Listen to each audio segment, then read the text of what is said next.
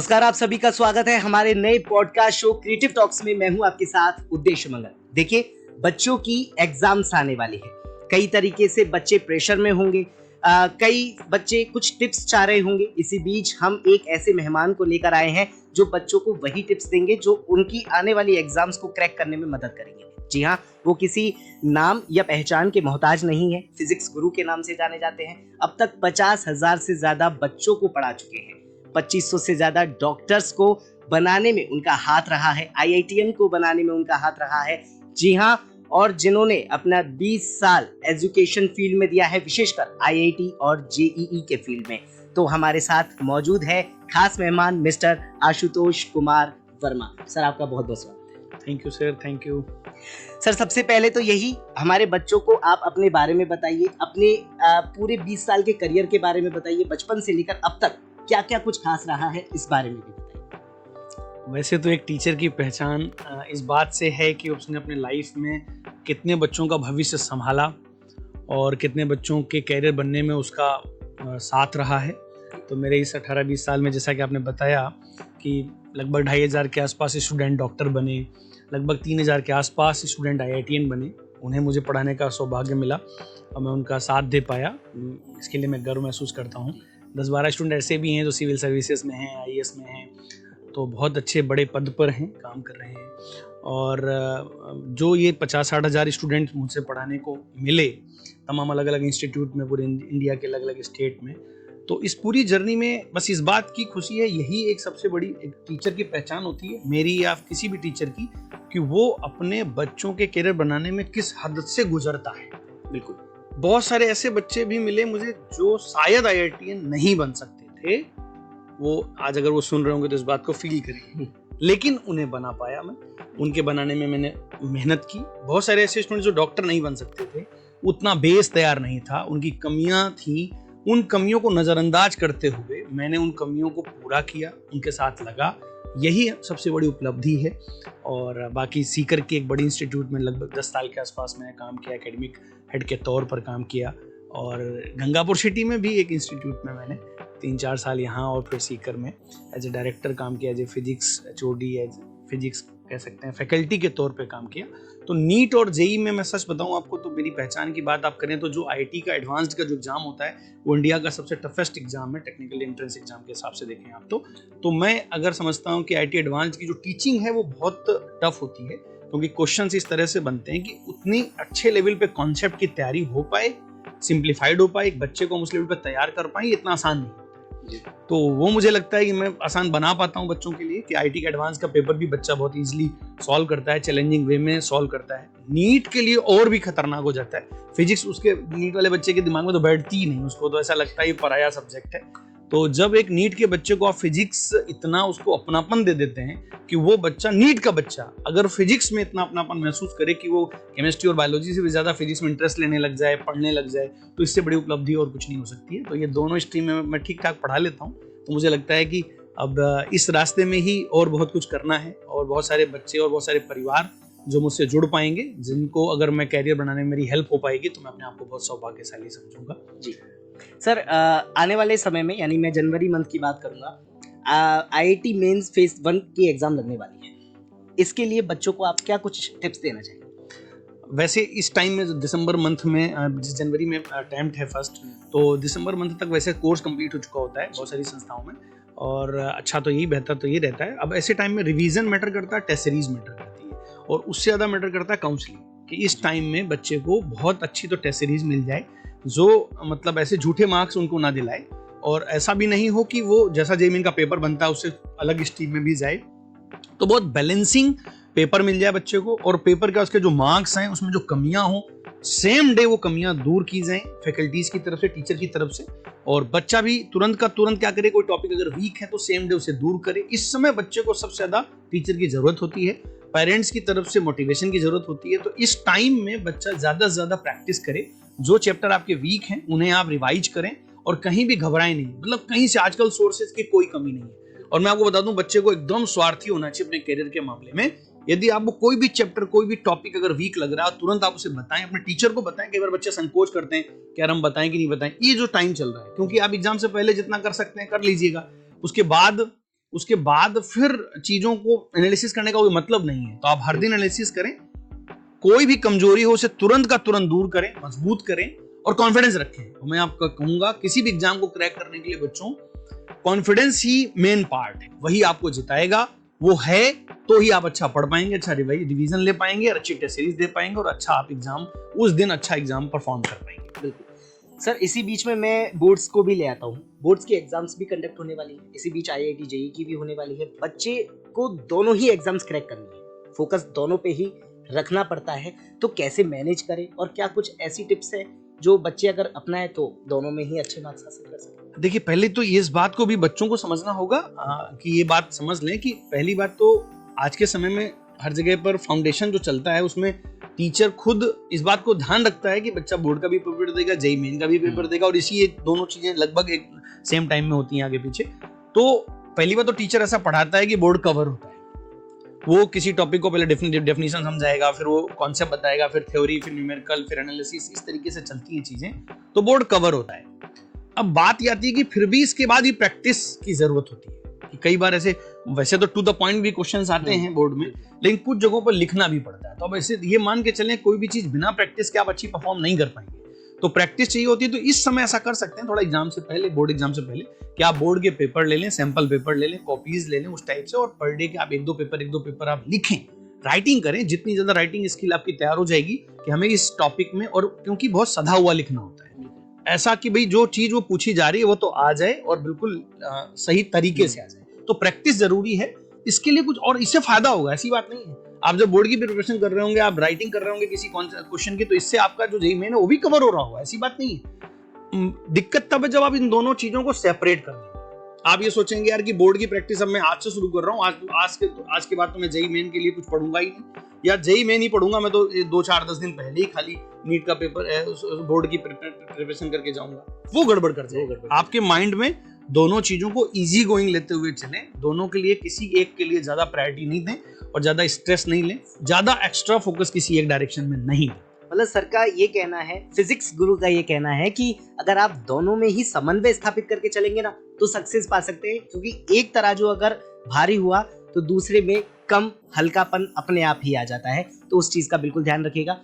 Sir, success और unsuccess होने में एक स्टूडेंट के बीच में क्या कारण हो सकता है, और आप अब तक क्या रोल प्ले कर चुके हैं, और गंगापुर सिटी में क्योंकि आप फिजिक्स गुरु खुद आ चुके हैं, तो अब आप क्या ऐसा रोल प्ले करेंगे कि वो चीज, वो दीवार आप हटा देंगे? देखें, पहली बात तो आपने जो ये बात कही कि सक्सेस और फेलियर बच्चों के लिए किस तरीके से देखी जानी चाहिए, मैं बहुत स्पष्ट कर दूं कि ये जो फेलियर और जो सक्सेस है इसका कोई भी टाइम वाइज पैमाना ही नहीं है। बहुत सारे लोग हैं जो 50 के बाद सक्सेस गेन करते हैं, 60 के बाद, 70 के बाद, ऐसे बहुत सारे एग्जाम्पल है, दुनिया जानती है। कई लोग तो ऐसे हैं जो प्रेसिडेंट बने 70 के, तो बहुत सारे लोग हैं जो बहुत बाद में सक्सेस हुए।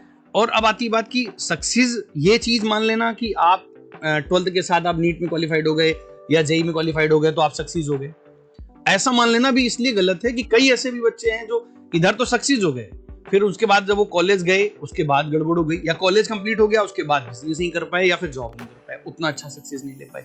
अजी, तो आप कभी भी, मैं ये क्यों कहना चाह रहा हूं कि जब आप 12th में कई बच्चे फेल हुए, 10th में फेल हुए, उसके बाद वो जबरदस्त सक्सेस हुए, तो आप अपने जीवन को इस नजरिए से कभी ना देखें कि आज की डेट में हम अनसक्सेस हैं या आज की डेट में सक्सेस हैं। दोनों मापदंड गलत है।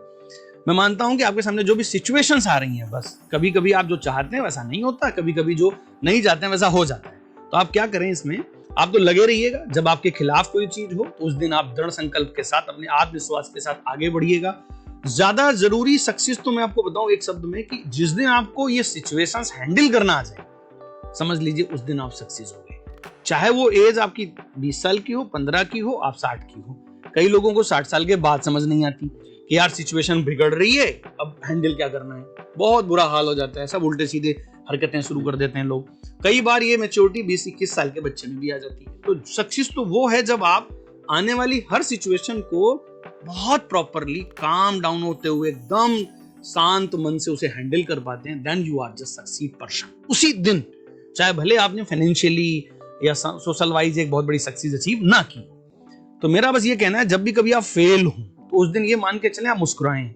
आप ये कहें, अच्छा नीट फेल हो गए क्या यार, ठीक है यार, एक बार ट्राई कर लिया था, चलो एक बार और ट्राई करते हैं, देखते हैं सेकंड अटेम्प्ट में शायद ऊपर वाले ने लिखा होगा, ये सोचना चाहिए। जेई मान लीजिएगा आपके हाथ से निकल ही गया, नहीं हो पा रहा है, तो आपको सोचना चाहिए कोई बात नहीं यार, हम बीएससी कर लेंगे, सिंपल बीटेक कर लेंगे, इसके बाद सिविल की प्रिपरेशन करेंगे, आईएएस बनेंगे, इंजीनियर से भी ऊपर का अपन कुछ ना कुछ हासिल कर ले जाएंगे, आईआईटी से बड़ा कुछ बन जाएंगे। तो आपको हमेशा एक नए अवसर की तरफ चलते रहना है जीवन में, ये सबसे इंपॉर्टेंट पार्ट है। जो बच्चे भी सुन रहे हैं, जो गार्जियन सुन रहे हैं, मुझे लगता है अगर ये चीज आप दिमाग में बैठा दें बच्चे को कि आपके साथ होने वाली हर घटना में कि अगर आप ईश्वर को मानते हैं तो उसका रोल है, और आप ये मान के चलें यदि उसका रोल है तो आपके साथ इतना गलत नहीं कर सकता है। बस वो देखना चाह रहा है कि आप क्या इस रास्ते से जा सकते हैं। आप बहुत खुशी खुशी कबूल करिए उस रास्ते को कि भाई ये रास्ता ऊपर वाले ने दिया है, हमें खुशी खुशी इसको एक्सेप्ट करना है और चलना है।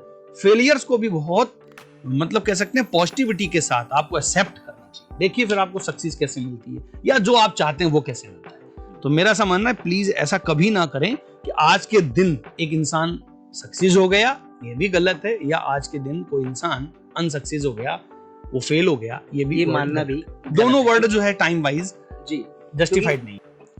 और जो दूसरी बात है कि मैं क्या करूंगा बच्चों के लिए, तो बस यही, बच्चों को बहुत मजबूती देने का काम करूंगा, अच्छा पढ़ाने का काम करूंगा और दिमाग से मजबूत करने का काम करूंगा। बच्चे यदि मुझे ऐसा मौका देंगे, गार्जियन मौका देंगे, तो अपनी मेहनत में कोई कमी नहीं छोड़ूंगा। अपने अनुभवों से बच्चों का कैरियर बनाने में जो भी हद पार करनी होगी पार करेंगे। जी मैं उन बच्चों की तरफ जाना चाहूंगा जो 1 या 2 अटेम्प्ट देते हैं, फिर अपना कॉन्फिडेंस खो देते हैं और किसी और राह पर चले जाते हैं, चाहे वो गलत हो चाहे सही हो। मतलब सीधी सी बात यह है कि वो उस पथ से हट जाते हैं।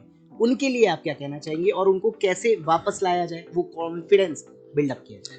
हाँ, ये बहुत अच्छा क्वेश्चन है आपका। देखिए कई बच्चों का जो ये कैरियर में डाइवर्जन जो आता है या गलत रास्ते पे चले जाते हैं, इसकी वजह है सुनी हुई बातें जिस तरीके से उनसे कही जाती हैं, चाहे वो परिवार के द्वारा कही जा रही हो, दोस्त के द्वारा कही जा रही हो। तो एक तरह की उनकी नेगेटिव काउंसलिंग हुई है, तब वो ऐसा डिसीजन ले रहे हैं।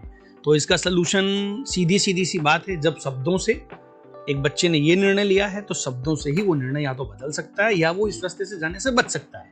तो बेहतर से बेहतर काउंसलिंग बच्चे की होनी चाहिए, यह बात बच्चे को खुद समझनी चाहिए, गार्जियन समझनी चाहिए।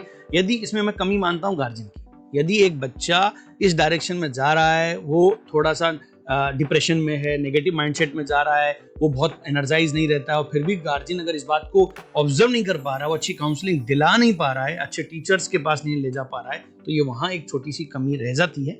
तो मेरा सुझाव ये है, इसमें ज़्यादा से ज़्यादा अच्छी से अच्छी काउंसलिंग करवाएं, और थोड़ा भी बच्चे में डिप्रेशन दिखे या ऐसा लगे कि बच्चा उतना एनर्जाइज नहीं रह पा रहा है, तो आप अच्छे से टीचर से मिलवाएं जो बेहतर काउंसलिंग कर सकते हैं। और इसमें ज़रूरी हो जाता है कि काउंसलिंग करने वाला भी इंसान उतना पोटेंशियल का हो, उतना एक्सपीरियंस्ड हो, जो उसे सही डायरेक्शन दे सके, उसे उन प्रश्नों का आंसर दे सके जो उसके दिमाग के अंदर चले। ये भी बहुत इंपॉर्टेंट है। हर इंसान के अंदर एक अलग अलग तरीके के दिमाग में क्वेश्चंस होते हैं जिस वजह से वो डिसीजन ले रहा होता है। तो वो आप जितना एक्सपीरियंस्ड इंसान से आप मिलवाएंगे, काउंसलिंग कराएंगे, मुझे लगता है बच्चे का करियर बचने में और सही बनाने में दोनों में बड़ा अच्छा रोल प्ले करेगा। Counselling is the best solution. क्या गंगापुर सिटी के बच्चे सर के पास आ सकते हैं? हाँ, बिल्कुल आ सकते हैं। 24 आवर्स आ सकते हैं, किसी भी टाइम आ सकते हैं। मैं पूरा अवेलेबल रहूंगा, ऐसी बात नहीं है। और जो है अभी क्रिएटिव साइंस इंस्टीट्यूट CSI का जो है हमारा ऑफिस है सैनिक नगर में, वहाँ मैं अवेलेबल रहूंगा। और वो बात अलग है जैसे क्लास में हूँ तो थोड़ा वेट करना पड़ जाए, बाकी मैं बच्चों के लिए, गार्जियन के लिए बिल्कुल अवेलेबल रहूंगा जी। और तो अगर आपका बच्चा कहीं पे भी किसी भी प्रकार से डिप्रेशन फील कर रहा है तो कहीं ना कहीं उसको एक काउंसलर की आवश्यकता है, तो सर से आप सजेशन जरूर ले सकते हैं। क्यों सर? बिल्कुल सर, बिल्कुल ले सकते हैं। तो सर अभी मैं गंगापुर सिटी के बच्चों पर ही दोबारा आता हूँ। 12th पास करते हैं बच्चे, फिर घर वाले कहते हैं बेटा बाहर जाकर पढ़, और बच्चे जयपुर, कोटा, सीकर जैसे शहरों में चले जाते हैं जहाँ पर एक कोचिंग हब माना जाता है, एजुकेशन हब माना जाता है, और वहाँ पर जाकर बच्चे कई गलत फील्ड्स में भी चले जाते हैं। हमने एग्जाम्पल्स भी बहुत सारे देखे हैं। तो ऐसे बच्चों के लिए और ऐसे पेरेंट्स के लिए क्या वो बच्चों को बाहर जाने से रोके, या गंगापुर सिटी में वो ऑप्शन अवेलेबल आप करा देंगे? ऐसा कुछ बता दीजिए बच्चों को, या कोई एक उदाहरण दे दीजिए। देखिए ये बात एक नजरिए से तो सही भी है।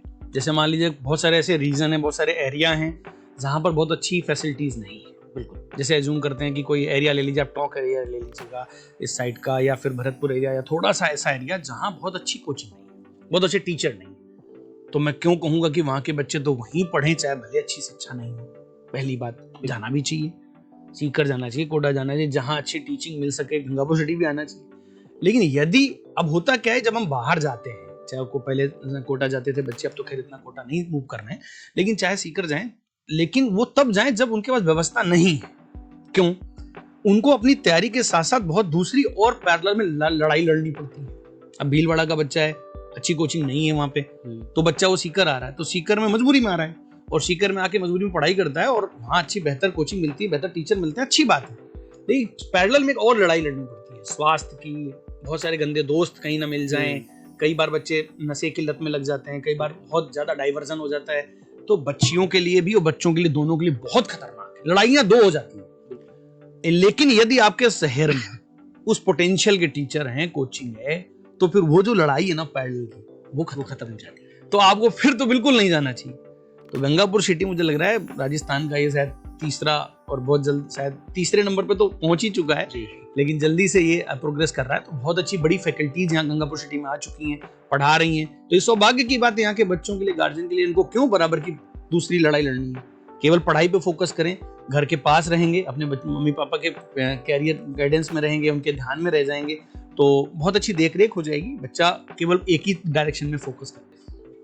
सर, सीसेट एग्जाम से रिलेटेड भी मैं एक क्वेश्चन पूछना चाहूंगा। मैं गंगापुर सिटी के बच्चों में देख रहा हूँ, एक बहुत बड़ा हल्ला मचा हुआ है कि भाई सीसेट एग्जाम होने वाली है, 3 से 4 हजार आई थिंक फॉर्म भर भी आ चुके हैं, और हो सकता है और भी ज्यादा भर जाए। तो सर, आप सीसेट एग्जाम के बारे में क्या कहना चाहेंगे, क्या है ये?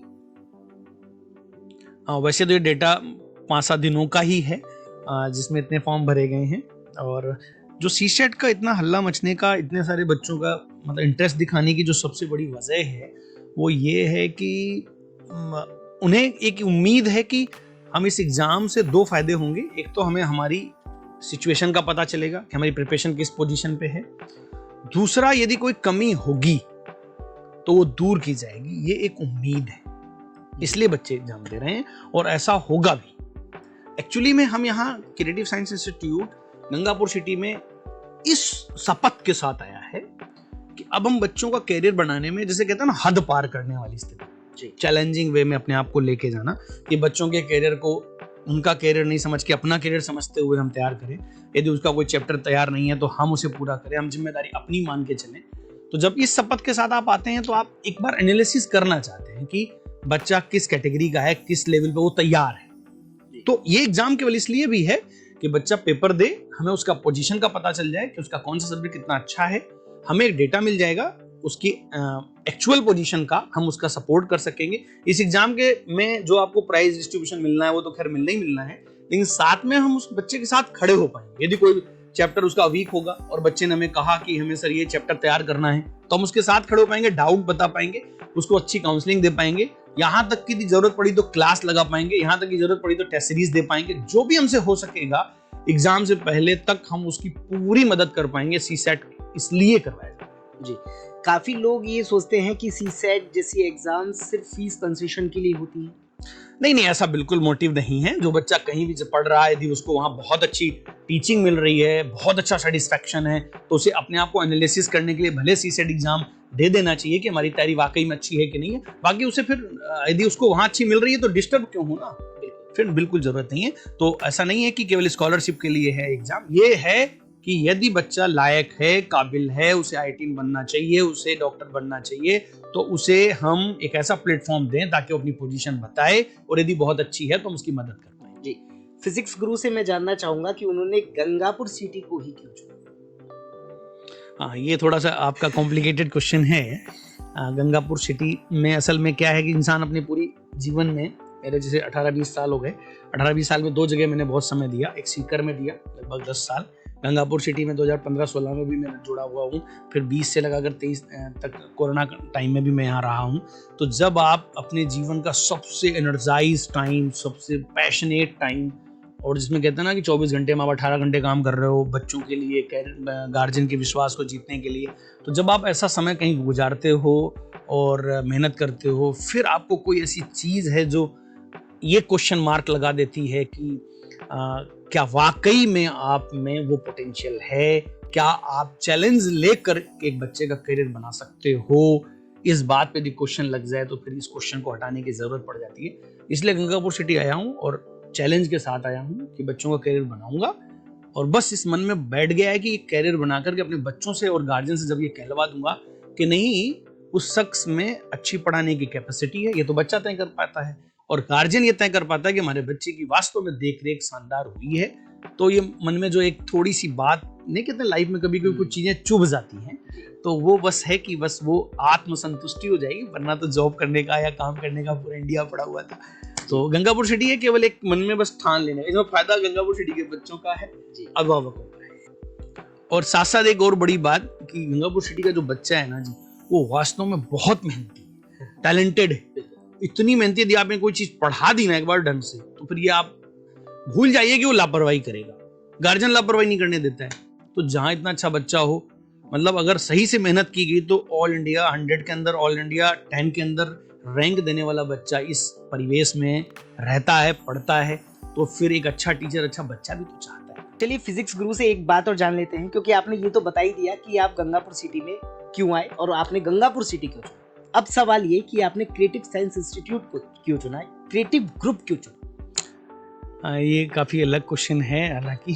तो इसकी जो सबसे बड़ी वजह है, जीवन में इंसान जब बहुत अपने जीवन में बहुत सारे अनुभवों के साथ आगे बढ़ रहा होता है, तो उसको भी ऐसा लगता है कि लाइफ में ऐसे लोगों के साथ काम करे जहाँ वो ट्रस्ट को लेकर के बहुत आश्वस्त हो सके।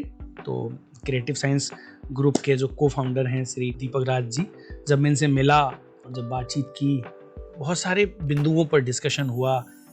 मैंने अपनी सिचुएशंस भी बताई कि सर मैंने इतनी मेहनत की है और ऐसी सी चीज़ें हैं। तो मेरी लाइफ में मैंने बहुत कम ऐसे लोग देखे जो ईश्वर को साक्षी मानते हुए अपने आप में इतने ईमानदार हों, इतने ऑनेस्ट हों और एथिकल हों, जिनके लिए बहुत कुछ कर गुजरने का मन करे। वो अंदर से वाइब्स आई कि यार अपन को मेहनत करनी चाहिए। और ठीक है, इंडिया में बहुत सारे बड़े बड़े ग्रुप हैं, ठीक है, बहुत सारे एजुकेशनल ग्रुप भी हैं, लेकिन वो कहता है कि अंदर से आवाज़ कहाँ है। तो मैं डॉक्टर दीपक राज सर से जब मिला और धीरे धीरे और लोगों से भी मिला, गौरव सर से भी मिला, तो मुझे लगा कि बहुत एथिकल, और इस दुनिया में आप मान लीजिए आपका जितना भी जीवन है, इसमें आपसे यदि एक इंसान भी एथिकल जुड़ जाए, जो कभी भी कहीं भी बात से पलटे नहीं, ईमानदार हो, तो आप अपने काम को अच्छा अंजाम दे पाते हैं जी। वरना आपको ऐसा लगता है कि ये रास्ता जा कहाँ रहा है, उसकी मंजिल दिखती ही नहीं है, तो रास्ता चलने में आपका मन ही नहीं लगेगा। तो इसलिए मैं जुड़ा कि मुझे मंजिल दिख रही है, और जब किसी रास्ते में आपको मंजिल दिखने लग जाए, तो फिर आपको थकान नहीं होगी और आपको चलने में एक सेटिस्फैक्शन रहेगा। तो मेन वजह थी एथिकल लोगों का मिलना। ये तो चलिए आपने अब की बात बताई। अब मैं स्टूडेंट्स के लिए जानना चाहूंगा कि क्रिएटिव साइंस इंस्टीट्यूट यानी आप अब उसके फेस बन चुके हैं, तो आप उन बच्चों को क्या प्रदान करेंगे कि वो क्रिएटिव साइंस चुने? देखिए, फेस तो क्या, लेकिन एक जिम्मेदार इंसान बन चुका हूँ, ये मान के चले, तो जिम्मेदारी पूरी करूंगा। अब रही बात की क्रिएटिव साइंस ग्रुप में, चाहे जो है साइंस एकेडमी हो, चाहे CSI हो, पढ़ने वाले हर बच्चे और हर गार्जियन को ये विश्वास दिला दूंगा, इतनी मेहनत करवा दूंगा अपने फैकल्टी टीम से, अपने मैनेजमेंट से, कि बच्चे को ये लगे कि यार हमें जो शिक्षा मिलनी चाहिए वो मिल रही है, ये बच्चा कहे, गार्जियन कहे, और वो परिणामों के रूप में दिखे।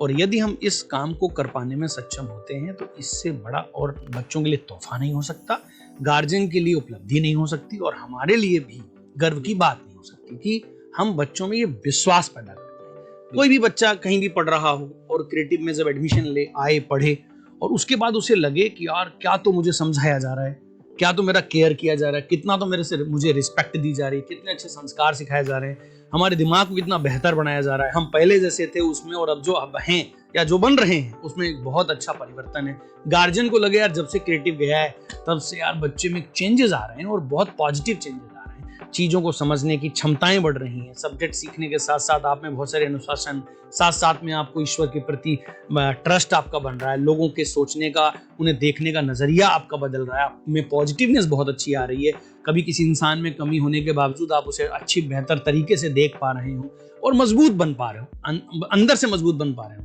ये यदि हम बच्चों को दे पाते हैं तो इससे बड़ी उपलब्धि और कुछ नहीं हो सकती हमारे लिए। तो हम तो बस ये चाहेंगे, क्रिएटिव में जुड़ने का मतलब ये हुआ कि अब गार्जियन अस्वस्थ हो जाएगा कि यार हमने सही जगह एडमिशन कर दिया, अब हमारी जिम्मेदारी खत्म। जी। अब जिम्मेदारी आशुतोष जी की, जिम्मेदारी डॉक्टर दीपक राज सर की, जिम्मेदारी गौरव सर की, जिम्मेदारी उस हर शख्स की जो क्रिएटिव में काम कर रहा है, चाहे वो मैनेजमेंट का हो, चाहे वो टीचिंग का हो। सर, गंगापुर सिटी के बच्चों को तो आपने बता दिया कि वो सीएसआई में क्यों आए और किस लिए आए और क्या सीएसआई उन्हें प्रदान करवाएगा। सर, आपके लिए एक बात छपी थी पेपर में कि इंडियाज मोस्ट बेस्ट फैकल्टी अब गंगापुर सिटी में पढ़ाने जा रही है। इस बारे में आप क्या कहना चाहेंगे? हाँ, ये बात बिल्कुल सही है कि गंगापुर सिटी में इंडिया की बेस्ट फैकल्टी टीम आ चुकी है और आने वाली भी है और पढ़ाएगी भी बच्चों को। क्योंकि देखिए, जब आप किसी शहर में चैलेंजिंग लेवल पे जब जाते हैं कि हम बच्चों का करियर बनाएंगे, सिलेक्शन कराएंगे, तो असल में किसी संस्था का मतलब ही यही है कि वहाँ की उनके पास बेस्ट फैकल्टी टीम है कि नहीं। जी। और ये इंडिया वर्ड मैंने इसलिए जोड़ दिया कि मैंने लगभग इतने 20 सालों में लगभग 250-300 फैकल्टीज के साथ काम किया हुआ है और बहुत सारी फैकल्टीज को मैं बहुत पर्सनली जानता हूँ, सब्जेक्ट जानता हूँ, किस फैकल्टी का कितना सब्जेक्ट है, किस लेवल पे है। तो बच्चों को बहुत अच्छी फैकल्टी टीम अगर मिल पाती है, वो पढ़ा पाती है, तो मुझे लगता है कि यह जो स्टेटमेंट है कि इंडिया की best faculty team Gangapur city पढ़ाएगी, वो पूरा होता है। तो बहुत सारे लोग जुड़ चुके हैं और बहुत पहले जुड़ चुके थे और आगे हम बस पूरी अपनी टीम को एक समय हमने निर्धारित किया ग्रह नक्षत्र के हिसाब से जो है हम बच्चों को, अभिभावकों को भी परिचित कराएंगे। लेकिन ये चैलेंज है कि हर बच्चा ये कहेगा कि हर फैकल्टी इस लेवल की है कि उन्हें तैयारी बहुत अच्छे लेवल पे कराएगी। तो जो स्टेटमेंट है ये बच्चे बोलेंगे, अभिभावक बोलेंगे। यानी अब गंगापुर सिटी के बच्चे आप पर विश्वास कर सकते हैं। यार, अब तो क्या, पहले भी करते ही थे पहले भी करते ही थे और अभी भी करेंगे और आगे भी करते रहेंगे। जी। सर, कई बार सिचुएशन ऐसी आ जाती है कि एक संस्था में अच्छे टीचर्स हैं, फैकल्टी है, लेकिन फिर भी वो रिजल्ट नहीं आ पाता है जो वो एक तरीके से एम करके बैठे हुए होते हैं। इस बारे में क्या कहेंगे? हाँ, बड़ा इंटरेस्टिंग क्वेश्चन है ये टीचर्स ज़्यादा इस बात को समझ सकते हैं कि जब कभी बहुत एक्सपीरियंस टीचर कहीं काम कर रहा होता है तो उसे अपने सब्जेक्ट पढ़ाने की अपनी स्ट्रैटेजी होती है, उसका अपना एक्सपीरियंस होता है। लेकिन फिर भी कई बार मैनेजमेंट उसे गाइड कर रहा होता है कि यार ये टॉपिक पहले लेना है, इसको इस लेवल पे लेना है। डिपेंड करता है कि वहाँ उसे सजेस्ट कौन कर रहा है, उसे कोऑर्डिनेट कौन कर रहा है। तो कई बार जब एक बहुत अच्छे टीचर को इस तरह की लाइनें दी जाती हैं कि इस चैप्टर को आप मात्र 10 दिन में खत्म कर दो। अब वो टीचर एक्सपीरियंस है, नॉलेजफुल है, लेकिन क्या हो सकता है जब आप मैनेजमेंट ने ये कह दिया कि आप इसको 20 दिन में खत्म कर दो, जो 2 महीने का चैप्टर है, जो टॉपिक है। अब आप समझ के देखें कि उस टीचर पे क्या गुजर रहा है। आप इस नजरिए को देख कर देखें आप कि एक टीचर से कह दिया गया कि भाई आप तो ये चैप्टर आपको ऐसे ऊपर पढ़ाना है। कई ऐसे टीचर हैं वो ये समझते हैं कि जब आप इस तरीके से पढ़ाना है तो ठीक है, फिर वो अपनी स्ट्रेटजी बदलते हैं। तो वो टीचर तो वो रहा ही नहीं ना, तो वो बच्चों को वो चीज तो मिल ही नहीं रही है। तो कई बार ऐसा होता है कि उन टीचर्स को या अच्छी फैकल्टी को कई बार जो बच्चों के लिए पढ़ाने का जो तौर तरीका है, कंटेंट है, कैसे प्रैक्टिस करानी है, किस डेट का पेपर देना है, ये सब तो मैनेजमेंट गाइड करता है। और मैनेजमेंट अगर गाइड करने वाला इतना खुद एक्सपीरियंस्ड ना हो जो उसे अच्छे ढंग से बात को बता पाए और डिस्कशन कर पाए, तो फिर नुकसान तो ओवरऑल बच्चे का ही हो। इस वजह से वो अच्छी फैकल्टी होने के बावजूद वो उस संस्था में उस बच्चे का अच्छा रिजल्ट नहीं दे सकते। सर, गंगापुर सिटी के बच्चे आपको फिजिक्स गुरु के नाम से तो जानेंगे, लेकिन आप एक मोटिवेशनल स्पीकर भी हैं। और ये भी मैं जानना चाहता हूँ कि क्या टीचिंग लाइन के अलावा भी आपको कोई और शौक है जो बच्चे आपके बारे में जान सकें? नहीं, टीचिंग के अलावा मुझे और दूसरे कोई शौक नहीं है। बढ़िया फिजिक्स पढ़ाता हूँ, इसके अलावा और कुछ नहीं आता है। हाँ, जरूर है, कभी कभी अच्छी कविताएं सुनता हूँ जी, और कभी कभी बच्चों को सुनाने को मिलता है कि तो सर आज एक हो जाए, वो बूस्ट होंगे तो सुना देता हूँ। एक हो जाए फिर आज। एक बड़ी अच्छी सी कविता है बच्चों के लिए। उन्हें इस तरीके की विचारधारा अपने मन में भी रखनी चाहिए कि दरिया हो या पहाड़ टकराना चाहिए, जब तक है सांस जिए जाना चाहिए। और वैसे तो कदम कदम पर हैं दीवारें, जब कोई ना हो तो खुद से उलझ जाना चाहिए। क्या बात है। तो ये वो लाइन है जो बच्चों को कहीं ना कहीं सक्सेस की राह पर पहुंचाएगी। ये थे मेरे साथ आशुतोष कुमार वर्मा, जो फिजिक्स गुरु के नाम से जानते हैं, जिन्हें जाना जाता है और अब वो सीएसआई में अपनी सेवाएं देंगे। और भी क्रिएटिव टॉक्स में ऐसी महान हस्तियां आती रहेंगी जो बच्चों के लिए और जनता के लिए हमेशा तत्पर रहेंगी। खैर, इस शो के बारे में आपका क्या कहना है? अपना जवाब हमारे कमेंट बॉक्स में जरूर दीजिएगा। इस वीडियो को लाइक कीजिए, शेयर कीजिए और बने रहिए क्रिएटिव टॉक्स के साथ। नमस्कार। Thank you.